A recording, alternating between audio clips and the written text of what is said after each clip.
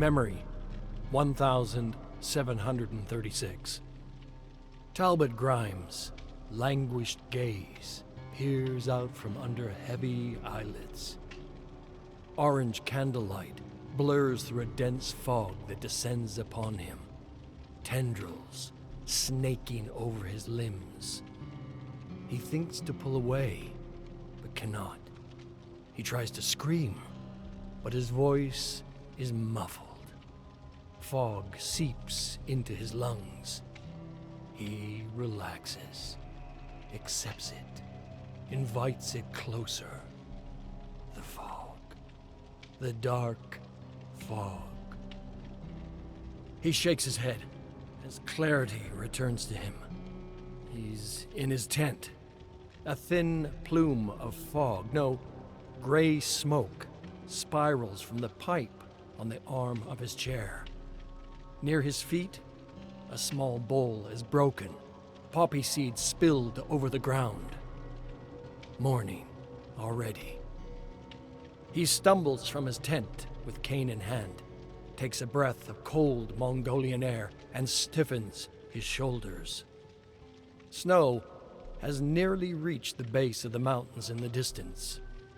He stands in an expanse of dry, frost-covered grass crunching underfoot. The tents nearby seem out of place. "Salbanu, Mr. Grimes, your people wait." A small, prune-faced woman looks at him, nearly engulfed by her fur hat and hefty woolen coat. Her polite tone is forced in a way that crosses cultural barriers. "You're late, you opium-addled idiot," is what her voice truly reveals. She leads the way, a scant 100 yards, to what looks like a cellar door in the ground. Her help is unneeded, but she's been Talbot's guide during his foray into Mongolia, and she's willing to see it through to its end. She pulls open the door to reveal a dirt staircase descending into the earth. Talbot gives her a parting nod and steps inside. He works his way over uneven steps, planting his cane into each one. He enters something resembling a room, or a muddy hollow with lanterns placed on the ground. A mass of black fog swirls in place. It's not the first time Talbot's seen such a phenomenon, but it still chills his bones. Nearby, a figure sitting in the shadows rises. "About damn time, Talbot." Declan's words are carried by the stench of fermented milk. He moves forward, his pale face glowing like a ghost in the dim light. His rumpled shirt, pulled up at the sleeves, reveals scars over lean muscles. A washed-up mercenary, too drunk and violent to be anything but a problem. But Talbot personally selected him. Surviving a bleed site with body and sanity intact has given the chemist leverage within the company. His other recruit, Nigel, smiles eagerly. The gentle philosopher's slim frame moves with cheerful anticipation that is out of place in the underground hovel. He's already donned most of his protective suit. It is something akin to a diving uniform. Its helmet, a metallic globe with a glass portal at the front. Talbot has informed his companions that this mission into the fog is one of exploration. But there is another element he has left unsaid. He is observing the realm's reactions to what he calls biological signatures. The theory that a person emanates a unique energy, one that may act as a beacon for otherworldly predators. Declan and Nigel are the test subjects.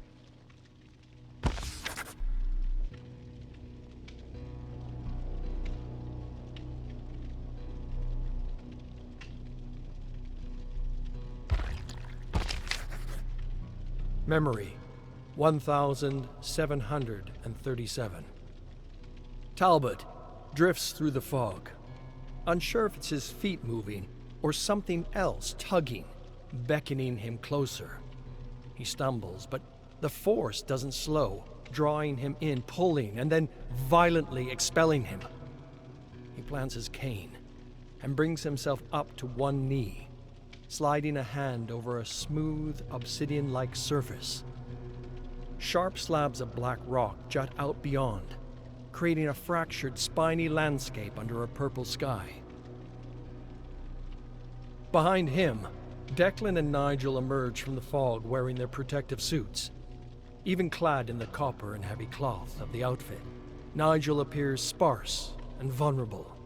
Declan, however, stands tall, as if the weight is no burden to him. Useless either way. That such a thing could be a defense from this place spoke to the naivety of its creators. Declan stomps forward.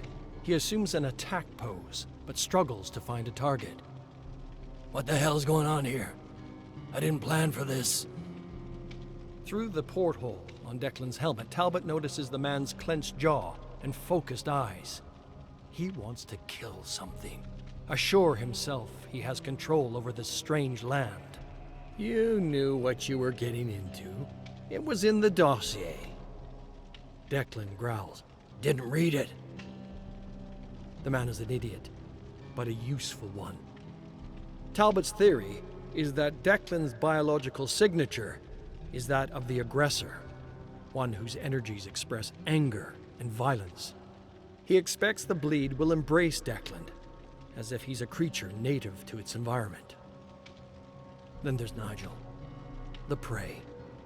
He stands wide-eyed and frozen at the world before him. If Talbot is correct, his biological signature is like a burst of light signaling its presence to every predator around. He is an invader, not meant for this place. The only part that bothers Talbot about his theory is how he fits into it. He is a man of science, not the brutish aggressor that Declan clearly is. So why does he pass through bleeds unharmed, with barely visible wisps of black fog clinging to his presence?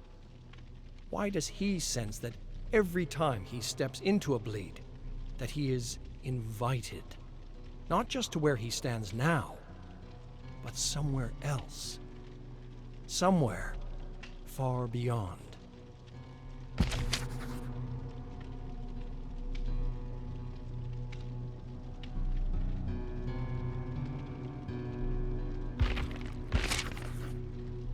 Memory, 1738. Talbot tries to keep his nerves intact. In the distance, there are sounds he can't quite place. In his peripheries, movement he can't quite glimpse. The landscape changes abruptly, as if an unseen line marks the borders of two environments. The group moves into a swampland. Unnatural swirling clouds form above. Hanging from the twisted branches of a tree is a half-rotted corpse. Talbot thinks back to the dossier, Bramburn Mire. Recent expeditions describe it as a swampland littered with unusual metal structures and less than inviting inhabitants. Nigel stretches out his arms, as if welcoming an auditorium of guests. "Ah! Our minds are attempting to interpret the fog we pass through. In fact, we're still in it. Such a foreign element that we're imagining it in a way we can visually process. This is all an illusion." Declan flicks the corpse's loose jaw, chattering its teeth. "Even I know it's not an illusion, you fucking idiot." Talbot ignores them, setting his sights on an unusual metal carriage next to a shack. Before he can appraise it, the ground rumbles, tossing him to the ground. Pieces of earth are pulled into the sky as if gripped by an invisible hand. Trees are thrown about like twigs. Metal twists upwards into a vortex. The group watches in shocked awe.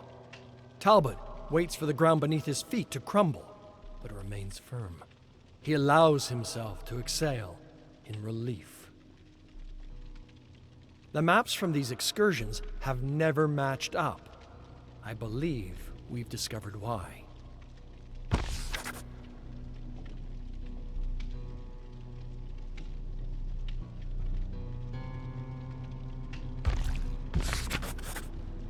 Memory, 1739. Something moves through the tree line. Its wet, rasping cry calls out. A hideous creature of muck and bone staggers into sight, its clumsy movements unusually fast. It sees the trio and stops, as if pondering their presence. Declan leans forward, squares up, the imbeciles ready to charge into battle without so much as a second thought. Talbot lifts a hand. Slow. Do not provoke it. He motions the group back. With careful steps, they edge away from the creature, but it does not break its gaze.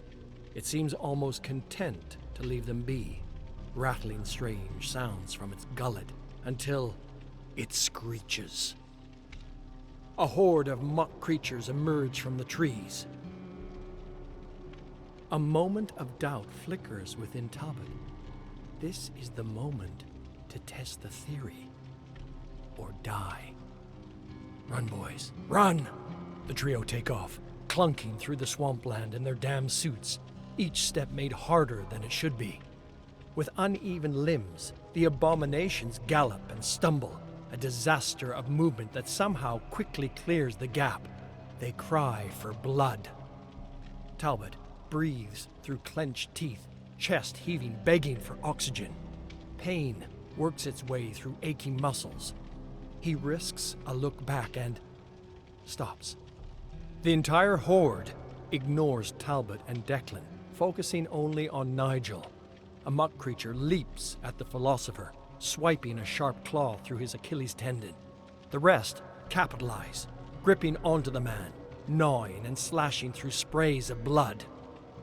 Through the horror, Talbot sees evidence of his biosignature theory. The bleed attacks that which is prey. Nigel screams for help. His arms flail, swatting at monsters that are losing interest as he bleeds out. They leave him with some parting swipes and stumble back, sated, gurgling in delight. Nigel speaks, but the words emerge only as bubbles of blood from his lips. A scene of terror and sadness plays out on his face. He looks to Talbot, and without speaking, asks a question. Why? Talbot walks to Nigel, kneels at the man's side. He observes him through a lens of logic and rationality, noting the lacerations, the blunt force trauma. Nigel's shaking hand reaches out to no one, and in his tear-soaked eyes, there's something so human. Not prey, not aggressor, but human. Something Talbot had forgotten. He looks to Nigel's broken body and feels envy. How unfair that the pursuit of knowledge has stripped so much of himself.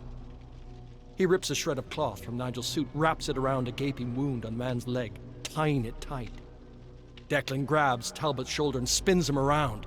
What are you doing? He's a dead man. Talbot doesn't hear him. He tears at the suit, pressing a palm to an ugly gash, but his movements are mechanical, lacking desire.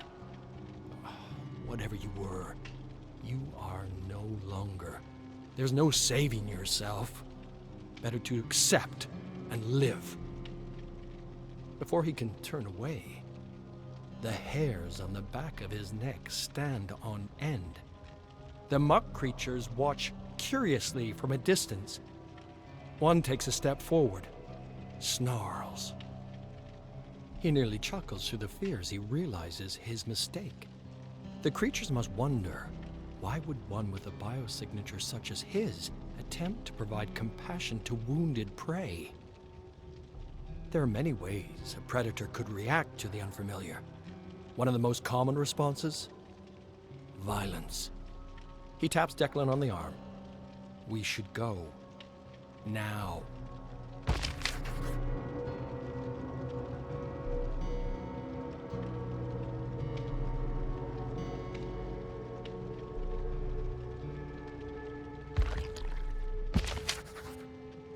Memory, 1740. The two men step back, trying not to stir the creatures. It's too late. The horde follows, stalking slowly. Talbot notices it's only him their eyes turn to. They dare him to run. Dark thoughts flood Talbot's mind. He feels the agony to come, muscles ripped from their frame, jaws prodding into wounds and snapping bones.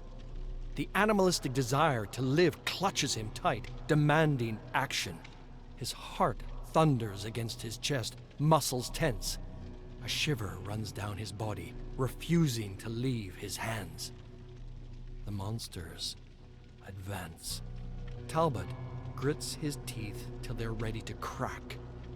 He tightens the grip on his cane, squeezes it like a hand pulling him from a cliff, and swings.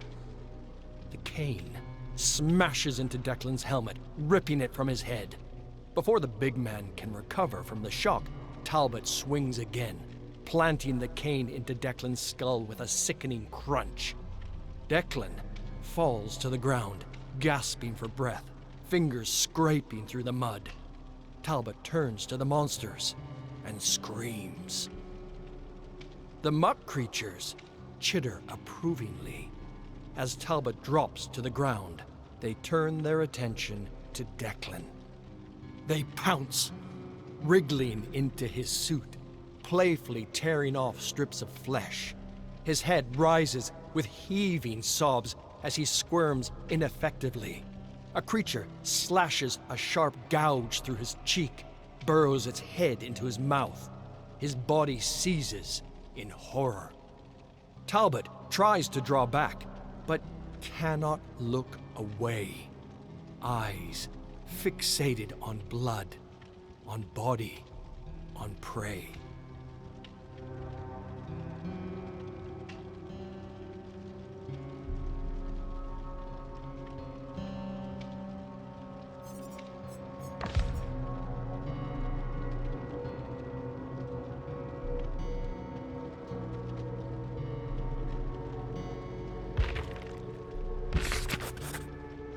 Memory, 4,573.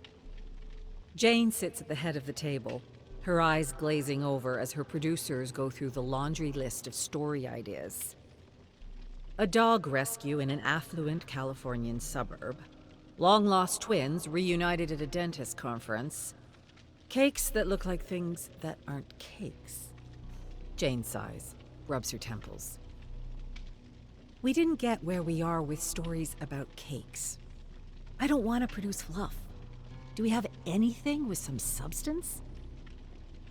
Terrence, her senior producer, squints at his laptop screen. I might have one.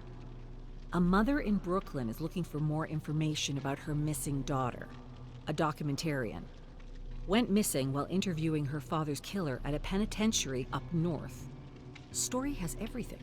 Loss? Gang violence? Racism? Jane winces at his blunt and reductive commentary, but leans forward. I'm listening.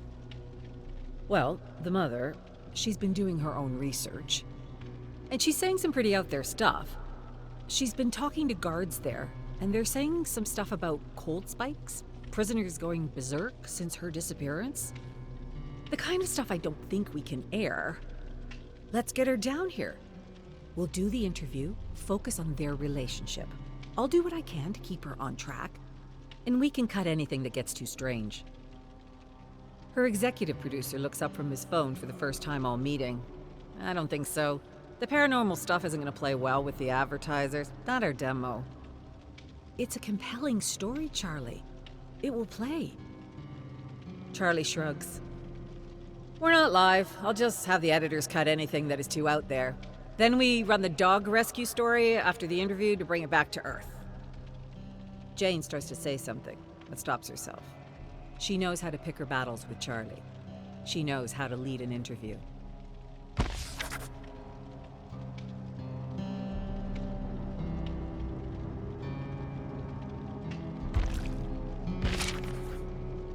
Memory, 4,574. Noor Kassir's eyes are wide open as she takes in everything on the busy set. Jane exhales, remembers how overwhelmed she was the first time she stepped on the set of Quick Talk.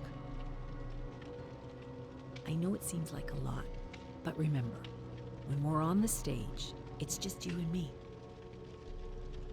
I just can't believe I'm here. I've been watching your show every day. Jane smiles. Glad you're enjoying it. She starts to gesture toward the craft services table when a harried PA comes to keep them moving. We need to get you to makeup, Miss Kassir. Noor nods as the PA guides her away, and Jane heads to her own dressing room. Terrence is waiting for her there, clipboard in hand. Okay, Jane, so the pre-interview was a lot. She's really intent on talking about her theories on the disappearance. I'd avoid talking about the prison if you can. If that's where the conversation goes, that's what we'll talk about. She takes the clipboard and commits as much of it to memory as she can before her cue. She takes a quick look in the mirror, takes a breath, heads to the stage. Her music plays, the crowd claps and cheers. She gives them her trademark grin.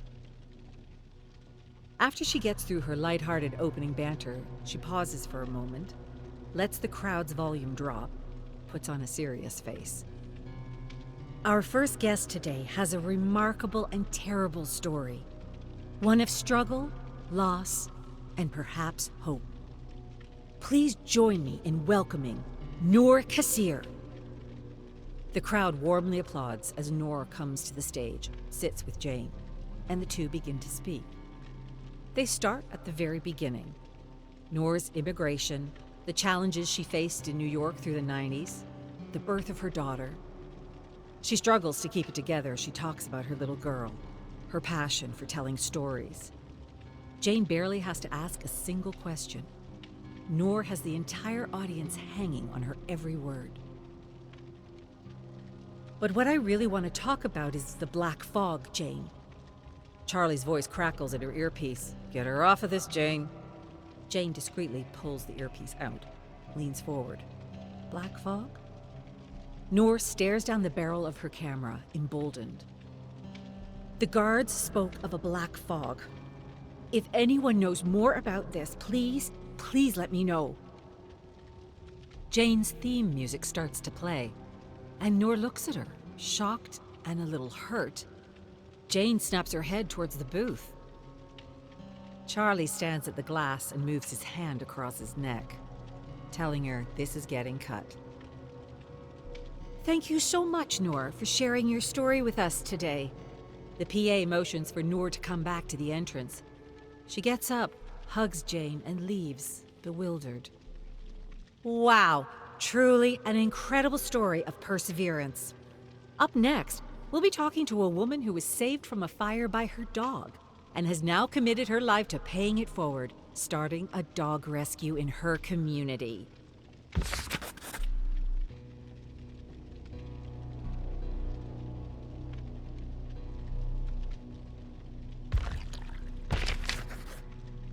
Memory, 4,575. Jane bursts into Charlie's office, slams the door behind her. That was an incredible interview. I cannot believe you cut her off like that. I'll call you back, Terrence. No! He can stay on. Put it on speaker. Charlie leans back in his chair, unfazed. It didn't make the cut for the episode, Jane. We got plenty of good stuff at the beginning. We ran that. Terrence's voice cuts in from the speaker. Thing is, the online production team didn't get the memo. The extended cut was posted on socials. All they're talking about is this black fog thing. Charlie clenches his jaw. I don't want this to be my show. This isn't some AM radio conspiracy nonsense. Jane stands up straight, looks Charlie dead in the eyes. This show got as far as it did talking about things that others are too afraid to talk about. You think Morning Today is talking about this stuff? You think Heather would even consider it? We are making something special here, Charlie. People are talking. The advertisers will come. We don't come back from this, Jane. They're gonna paint you with the wacko brush. The next thing you know, this is all people will want from us. Do we have anything lined up to bring us back from this? Terrence's voice pipes up again. Well, here's the thing. Aside from all the noise, we've gotten some pretty interesting calls on this one. Other people saying that they've lost friends, family members, and they're all mentioning this black fog. Charlie sneers. Okay, so what? You put strange stuff out there, you're gonna get strange callers. It's not just that. It's the outbursts of emotion, the fear, the drops in temperature. I've spoken to a few of these people, and their stories are exactly the same as Ms. Cassier's. We're not going down this rabbit hole, Terrence. Jane heads for the door. Send me the briefs, Terrence. I want to follow this one. And one more thing, Charlie. This isn't your show. It has my name on it. And we do this my way.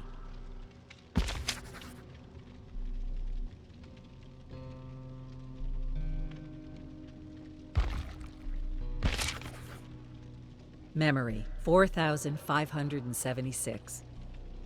Within a month, the production team had an entire week of interviews lined up. Jane spent the lead-up poring over the pre-interviews, the similarities in their stories, the feelings of her upcoming guests. And each night, she tossed and turned, unable to sleep. She would close her eyes and she would see a black fog encroaching on her bed, or on the soundstage, or under the door of her dressing room. If it were her, who would tell her story? It was during one of these late nights that she decided her angle on these stories. Encourage those who lost friends and family to focus on the memories of these people. A woman comes on and talks about her former co-worker, a timid man who steeled his nerves to stand up to an executive tyrant, long before his disappearance. Jane prods her to remember his quiet, kind demeanor and his moral fiber. How he refused a big payout in lieu of justice. How she and a few friends used to get together every year to talk trash about their old boss, but now get together to talk about the good times with their old co-worker, Dwight. A mother told the heart-wrenching story of the disappearance of her daughter, a promising young scientist who she never quite understood but loved dearly. She spoke of the school her daughter went to and how, after her disappearance, her childhood school took her notebooks and built an introductory botany curriculum from the notes, inspiring dozens of children to explore and appreciate the natural sciences. A young man spoke of his mother, who committed her life to the city library. They spoke of her disappearance, and Jane did not shy away from the stranger parts of the story. How he went to the library every day after she disappeared, and the otherworldly fear he felt every time he went to the basement. But she gently guided him back to remembering his mother. How she encouraged neighborhood children to appreciate literature. How she helped struggling children learn to read and enjoy reading. How she treated the stacks like her garden. And how hundreds of young people from all over the city came to her funeral. A university student on exchange from Japan spoke of an English teacher he had before he moved to America. How the man had brought a love of language and of culture to the classroom every day and made learning English fun. How he and many of the students in that class excelled in later classes, moved to English-speaking countries, and found themselves thriving. The through line was always the same. Strange disappearances, unnatural events, black fog. And the broadcast cut none of it. But the social media feedback changed in tenor. No longer was it about the creepy sides of the story, but people eulogizing and remembering those important to them. The numbers came in at the end of the week, and for the first time, Jane's show is #1 in her time slot, and it isn't even close. Charlie sends flowers to her home. She sends them back. There's talk of awards, and it happened Jane's way. But still something eats at her. She cannot stop picturing that black fog around every corner. Terrence knocks at her dressing room door. She lets him in. Hiya, Jane. Just wanted a debrief on the stories we did this week. What's the network saying? I'm not really here to talk about that. Let Charlie deal with that stuff. I just wanted to thank you. Thank me? For what? Terrence sticks his hands in his pockets, shuffles awkwardly. I got into this business to do something real. To help tell people's real stories.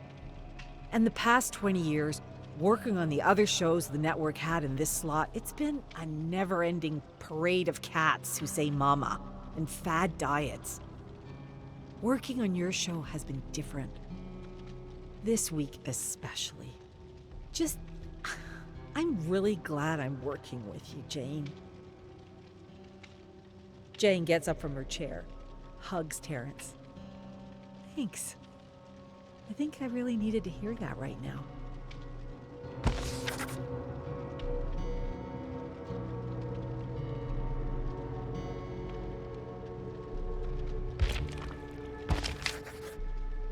Memory 4577. You've got to be kidding me! Look, Jane, this doesn't come from me. This is coming from even higher up. Jane stares at Charlie, whose usual aloof demeanor has evaporated. He's anxious. Nobody's even talking about the supernatural stuff anymore. You want me to dredge that all back up? And shoot on location? We don't do remotes. I don't know who, but someone on the board is furious that we gave this story air. They want to kill it once and for all. Just go to the prison, show people the abandoned wing, show them that there's nothing there. We can put it at the end of Friday's show. And what if I don't? They gonna try and replace me? Terrence crosses his arms. If they try to pull that, they're gonna lose me and about half of the production and direction teams. Charlie finishes his glass of water, pours another. Jane's never seen him like this. He's sweating. Jane, at this point, you are ratings gold. And honestly, with the numbers the show has been doing, I don't want to do this either. I'm not going to sit here and pretend I want to. Charlie lowers his voice. The way they were talking about burying this story, I really don't think you should cross them. This is coming from shareholders, powerful people. I'm begging you, just fly up there, get a little footage of some empty hallways, fly back. We can charter a jet there and back, have you home in time for dinner. That same fear crawls back into Jane's head. The look on Charlie's face makes it seem like he's dealing with that same fear. This isn't one of those arguments where Charlie won't back down. This is Charlie backed into a corner. All right, I'll do it. Set it up. We'll get this done. But you owe me one. Charlie lets loose a heavy sigh. Thank you, Jane. You're the best. Hey, and besides, what's the worst that can happen? A few hours in a corporate jet and a few minutes shooting? I can think of worse ways to spend a day. Jane bites her lip. Pictures that prison. Pictures the fog. Cold. The emotions. Right. What's the worst that could happen?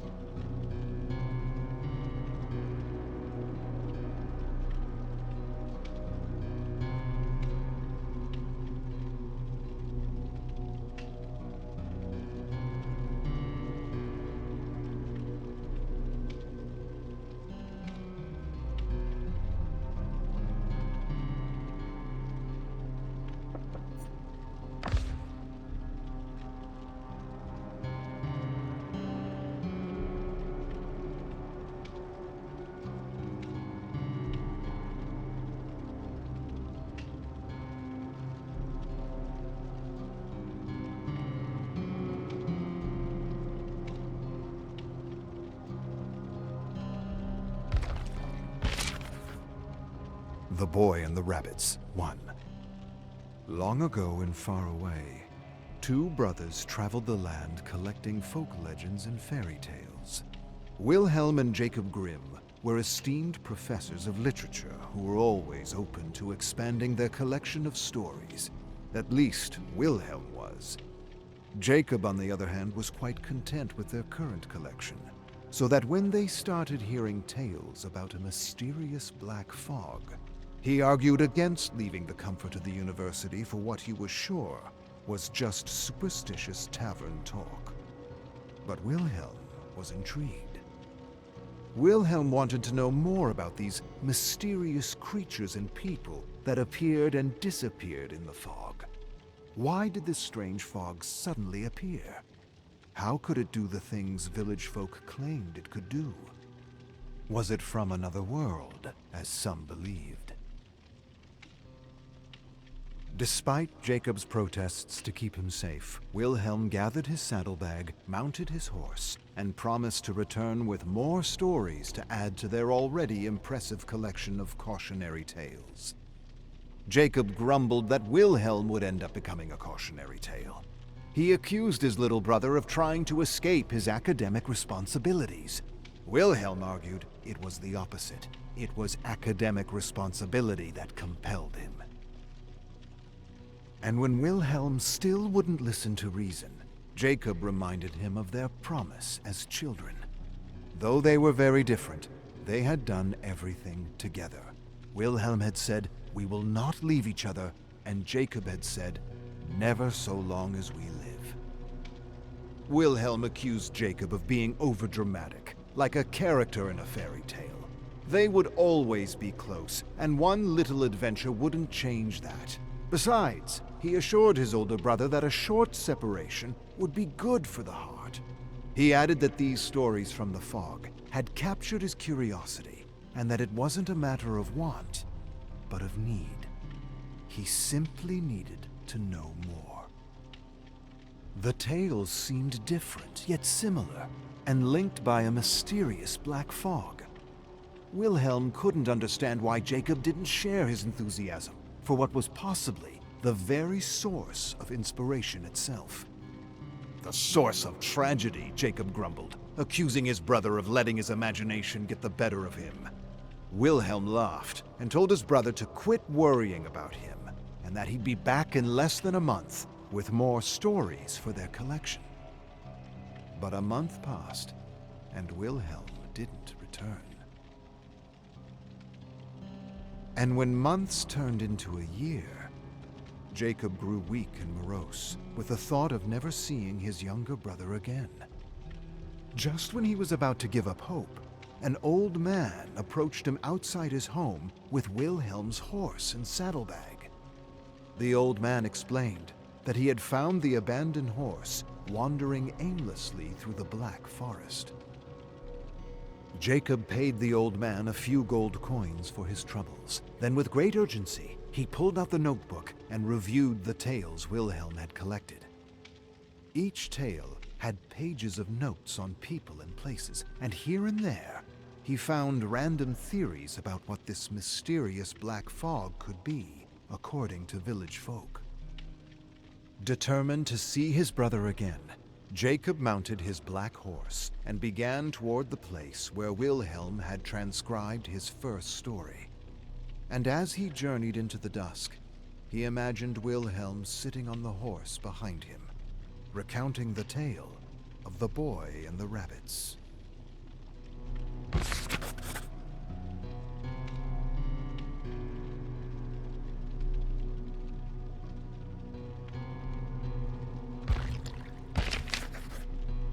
The Boy and the Rabbits 2.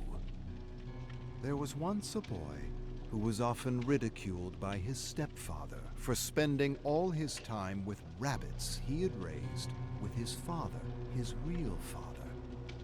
The rabbits were all the boy had left of his father, who had one day fallen sick and walked into the woods and never returned.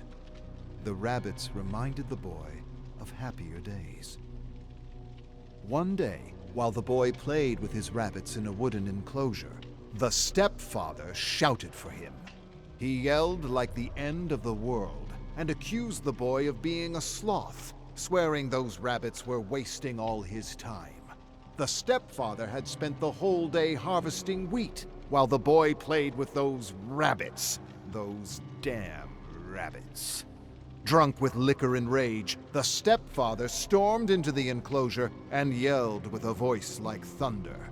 The boy screamed for him to stop scaring the rabbits. At this, the cruel stepfather laughed maliciously, raised his scythe, and cut through the rabbits like chaff.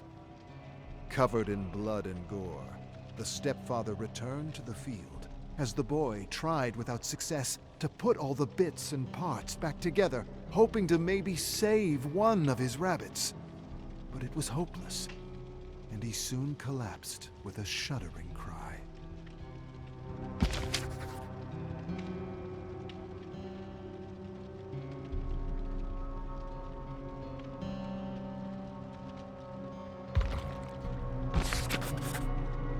The Boy and the Rabbits, 3. In the midst of his grief, a strange, silky black fog seeped across the ground and into the enclosure, and the Evil One, looking like a gentle old man, entered, asking the boy what had happened. The boy explained what had happened, and the Evil One said he could help him if he so wished. All he had to do was ask. With trembling lips, the boy begged for his rabbits back, begged for justice, begged for his stepfather to get his just deserts. The Evil One grinned and handed him a small leather pouch. He told the boy to pile up all the rabbit lumps and spread the pouch's contents over the bloodiest parts. Then the Evil One walked out of the small enclosure, telling the boy he would never have to worry about losing his rabbits again. The boy then placed the parts in a pile and emptied the strange white powder over the bloodiest flesh and fur. Suddenly, shrieks sounded from the severed heads of the rabbits as hundreds of insects and worms emerged from the ground as if they had been summoned. The insects and worms moved through the mound of flesh and infused the pieces of rabbit with a kind of supernatural energy. Then the insects and worms disappeared beneath the fur and flesh, and the severed heads shrieked louder and louder. The boy staggered backward, clasping his ears with his hands, staring at the horror with mingled shock and disbelief.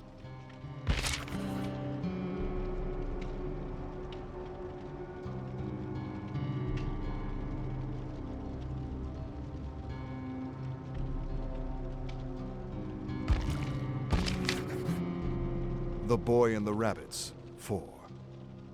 It wasn't long before a massive, rabbit-like creature rose from the bubbling muck. The boy collapsed in horror as the giant creature, made of severed pieces of rabbit, chittering insects, and wiggling worms, loomed before him. The monstrosity stared down at the boy through its deep red eyes for a long moment. Then it turned from the silent and motionless boy and squeezed through the door, almost bringing the enclosure down as the door frame trembled and cracked under the pressure. The boy stared into the moonlit darkness for what seemed like forever. He could still hear the bubbling, hissing sound of the creature's skin outside. He only blinked when he heard his stepfather's agonizing cries in the distance. He jerked nervously as screams of terror reached him and echoed around the enclosure. Then, the world lapsed into silence, and the boy stood slowly, slumbered out as if in a dream, and saw the giant rabbit holding his stepfather's head in one of its claws. What happened next, no one really knows. Some say the creature killed the boy. Others say the boy and the creature went to live together in the forest. And still others say they walked into the black fog and were never seen again.